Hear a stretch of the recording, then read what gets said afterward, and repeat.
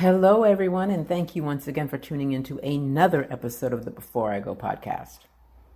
It is Sunday morning, and I'm thinking about having to go back to work tomorrow after being off for more than a week. I'm not particularly looking forward to it, but when I feel like that, I have to quickly remind myself that it is because of this job that I'm able to take awesome vacations. So there's that. Always look for the bright side. Anyway, I was off last week, and I'm thrilled that after last year, I was able to get back to my tradition of taking a week off for my birthday. It is absolutely essential for me to take time to celebrate myself. In fact, I would argue that it is more important for me to celebrate me than for anyone else to celebrate me. It's not selfish, it's self-care. Being selfish is when you have to take from someone else, while self-care only involves replenishing your resources without taking from someone else. It's not selfish, it's self-care. I planned an amazing vacation for myself in Park City, Utah. Now, many people know this is a fantastic location for skiing. I don't ski, and I had no idea that was the case when I booked it. I just knew that I wanted to go someplace I had never been. And when I was planning this trip, I thought about recreating my first solo trip by going back to Chicago, but I decided against that. The Chicago trip was 9 years ago, and at that time, I felt the need to get out and do everything I could. I went on a food tour, I visited a museum, I saw the Blue Man Group, and had amazing dinners every night. At 57, I had no desire to recreate any of those things. The trip to Utah was much different. First of all, it was my first alcohol-free birthday in I don't know how long. Secondly, all I really wanted to do was relax in a place that was not my living room. And that is what I did. I flew myself first class to Salt Lake City, and the drive from the airport to the resort was breathtaking. I had no idea that I would be surrounded by beautiful mountain views at every turn. I checked into a one-bedroom suite with a full kitchen, 2 bathrooms, and a queen-size bed, and I immediately felt at peace.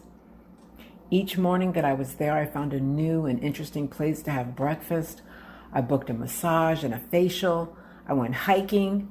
I got everything I needed from that vacation, and I'm just grateful that I had the opportunity. Now, I know plenty of people who couldn't fathom going to an unknown place alone. I get it. It's not for everyone. The truth is, though, I do almost everything alone, and I prefer it that way. Alone is my go-to. Of course, there are times when alone is not an option, and I'm cool with that too. It's funny, someone asked recently if I was depressed because I spend time alone. Quite the opposite. If I was forced to do things with people all the time, that would make me depressed. I find that I enjoy doing things on my own. I feel a great sense of accomplishment when I figure things out on my own. Before I went on vacation, for example, I noticed that one of the headlights on my car had blown out. After some research, I bought a new lamp and replaced it. I'm still on a high after that. When I got back from vacation, I noticed that the tire pressure on the car was low. I bought one of those portable pumps with a pressure gauge and fixed that problem. I think I feel so much satisfaction from doing things to my car because I remember the days when I blew up 2 car engines. I remember being stuck on the side of the road because of a flat tire. I remember keeping a gallon jug of water in the trunk because the engine often overheated. I remember feeling so helpless back then. Now I don't. This also has a lot to do with why I'm single. When I was in a relationship with anyone, I still always felt like I had to do things on my own. I was married when my engines blew up. I was in a relationship when I had to fix my clothes dryer. Inevitably, my mind goes to, if I have to do all this manual labor, what do I need you for? Then the resentment comes and blah, blah, blah. This is really a discussion for my therapist.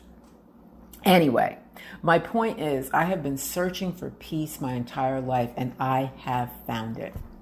Not only have I found it, but because I have that peace, I also feel safer than I ever have.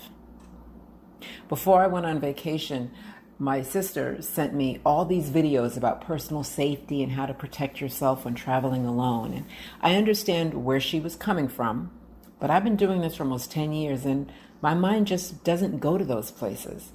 I don't think about being stalked because I'm a woman who travels alone. I'm not oblivious to the dangers, but I won't allow that to be my focus.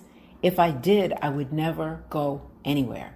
And life is just too short to allow fear to be the controlling factor. I can't do it. Peace and safety. Whenever I'm faced with a situation where I have to do something on my own, I always look to the heavens and say, okay, Lord, it's just me and you. And he always brings me through. Always. I cannot allow fear to stop me from doing things on my own. Sometimes I may feel anxious, but I've learned to push through and I have no regrets. Peace and safety, those are my priorities. I've never felt more peaceful or safer than I do right now. Peace and safety are the values that I treasure most. And if you're coming to me with anything contrary to that, be prepared to be turned away. In other words, if you cannot contribute to my peace, or worse, if you attempt to disturb my peace, I will happily show you the door. There's a song out by Eric Roberson called Lessons, and part of the chorus says, I realize that everyone that let me down led me to you. And when I hear it, it reminds me that everything that I've gone through in the past led me to this point of peace and safety. It took discovering what was wrong for me to realize what was right. I'm grateful for it all. So, back to work tomorrow, but I'm also going to start planning my next adventure, and I cannot wait. Well, that's all I have for today. Thank you so much for listening. But before I go, let me share this with you from Anne Morrow Lindbergh. Women need solitude in order to find again the true essence of themselves. I'll see you next time.